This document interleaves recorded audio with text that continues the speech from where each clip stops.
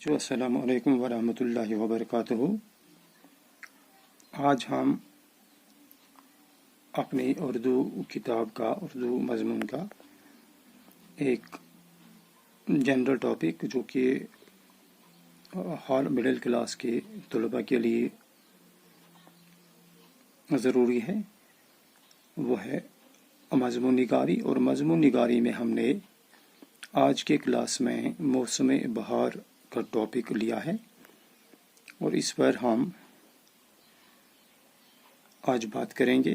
میں نے مضمون آپ کے لیے بنا کے رکھا ہے، لیکن یہ پہلا مضمون تھا اس لیے میں نے یہ بنا کے رکھا، اور کل سے آپ کو جو اسائنمنٹ دیا جائے گا اس حوالے سے، تو اس میں آپ کو آؤٹ لائن دی جائے گی، تھوڑی ہنٹس دی جائیں گی، اور ہنٹ سے آپ کو ایک مضمون بنانا ہوگا۔ تو یہ مضمون جو یہاں پر ہے یہ ہے موسم بہار، تھوڑا غور سے اسے سنو گے۔ موسم بہار کا موسم سب موسموں سے زیادہ خوشگوار ہوتا ہے۔ اس موسم میں ہر سو دل فریب مناظر ہوتے ہیں۔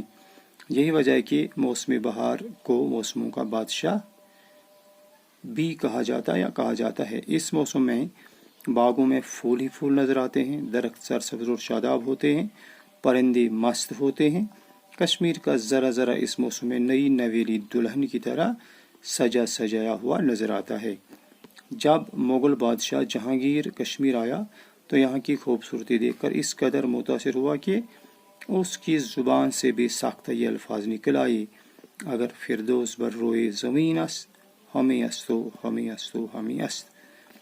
جب موسم بہار کا ذکر آتا ہے تو سننے والے خیالوں میں وادی کے حسن اور سحر انگیز بیابانوں میں کھو جاتے ہیں۔ کشمیر میں یہ موسم اپنے ساتھ زندگی کی رنگینیوں کا ایک سیلاب سا لاتا ہے، جو ہر سو ایک نہ مٹنے والی مہک چھوڑ دیتا ہے۔ یہی مہک ادیبوں، شاعروں اور مصوروں کو اس جگہ کی تعریف کرنے پر مجبور کرتی ہے۔ کشمیر میں موسم بہار کی شروعات مارچ کے مہینے سے ہو جاتی ہے۔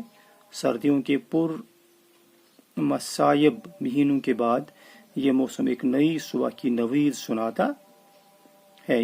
یہاں کا ذرا ذرا اس موسم میں قدرت کا شاہکار لگتا ہے۔ نرگس،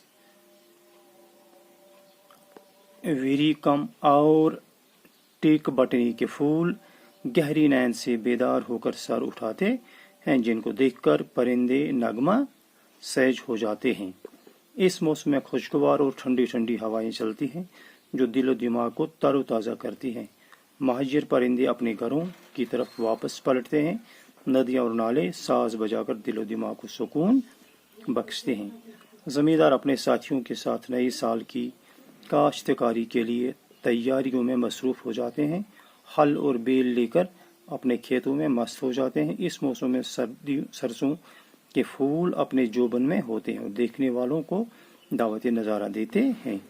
اس موسم میں دنیا کے مختلف ممالک سے لوگ یہاں آ کر راحت کا سانس لیتے ہیں اور کچھ دن یہاں کے میدانوں اور سیر گاہوں میں گزار کر ایک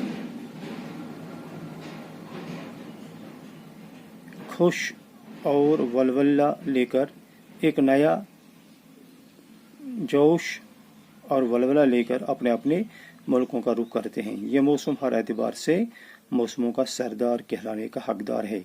اس موسم کی سحر انگیزی نے فلسفیوں، دانشوروں، شاعروں اور ادیبوں کو محو حیرت میں ڈال دیا ہے۔ تو بیٹو یہ تھا مضمون موسم بہار کے متعلق۔